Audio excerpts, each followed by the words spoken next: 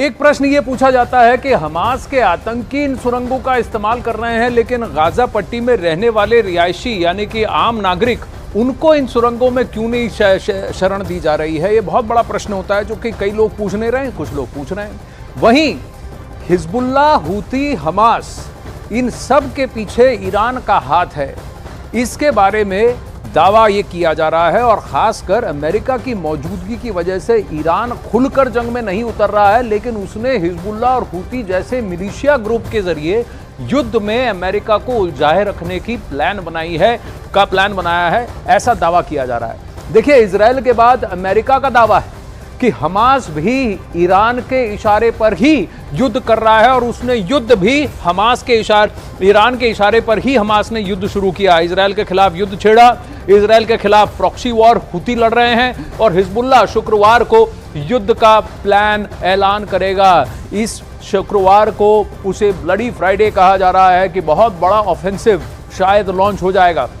तो यही बात यह भी कही जा रही है कि जब लेबनान में बेरूत में मीटिंग हुई थी इन तीनों संगठनों के नेताओं की, तो उसमें ईरान का भी वहां इन्वॉल्वमेंट था। ईरान की तरफ से भी वहां पर लोग पहुंचे थे जो सक्रिय थे और इशारा एडवाइस कर रहे थे। यानी ईरान सामने तो नहीं आ रहा है, लेकिन पूरा गेम प्लान यहीं से सेट हो रहा है ईरान से। यह दावा अमेरिका और इजराइल युद्ध के पहले दिन से करते आ रहे हैं। मतलब ये कि इजराइल के खिलाफ जिन विद्रोही या कहें आतंकी संगठनों ने युद्ध छेड़ रखा है, वो सिर्फ मोहरे हैं, और इन मोहरों को कंट्रोल कर रहा है ईरान।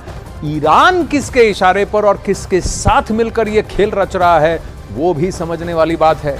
इस वक्त बड़ी खबर आ रही है, इजराइल लगातार हमास के कई इलाकों पर ताबड़तोड़ एयर स्ट्राइक कर रहा है। आधी रात को अचानक धमाकों की आवाज से गाजा दहल उठा, और यह सिलसिला पूरी रात चलता रहा है। इस हमले के बाद का एक वीडियो भी अब सामने आया है, जिसमें गाजा का आसमान धुएं से भरा दिखाई दिया। ये वो तस्वीरें हैं आप देख रहे हैं, जैसे कल नीरज ने यही अखाड़ा में लाइव दिखाया था कि किस तरह से गाजा पट्टी पर रिहायशी इलाकों के बीच हमास के ठिकानों पर अटैक किया जा रहा है। अब लाइव तस्वीरें आ रही हैं, जहां साफ हमले के बाद धुआं उठता हुआ दिखाई दे रहा है। बार बार जैसे ही एयर स्ट्राइक होता है तो मलबे के वजह से, एक्सप्लोजन की वजह से धुआं उठता है काफी सारा, और उसके बाद फिर वापस सेटल होता है, और फिर ये रिहायशी इलाके दिखते हैं। इन रिहायशी इलाकों के बीचों बीच ऐसे जगह है जो हमास के ठिकाने हैं, जिस पर इजराइल का दावा है कि वो पिन पॉइंट स्ट्राइक कर रहा है। जैसे आप देख रहे हैं, आसपास की बिल्डिंगों को टारगेट नहीं किया गया, लेकिन एक पिन पॉइंटेड स्ट्राइक। इजराइल हमेशा से यही कहता आ रहा है कि हमास ने अपने सारे कमांड सेंटर्स, ठिकाने 11,000 से ज्यादा जिन्हें ध्वस्त कर दिए गए हैं 7 अक्टूबर के बाद से पिछले 28 दिनों में, वो सब रिहायशी इलाकों के बीचों बीच हैं। और वहीं जंग के बीच हिजबुल्लाह की ओर से एक बड़ी तैयारी की खबर है।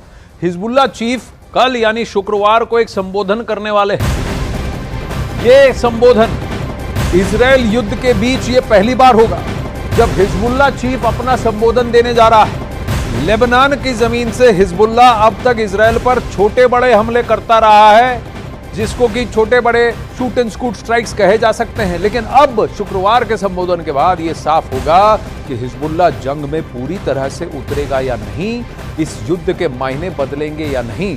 हिजबुल्लाह चीफ के संबोधन पर इजराइल के साथ साथ अमेरिका की भी नजरें गड़ी हुई हैं। अखाड़ा में लेंगे एक छोटा सा ब्रेक।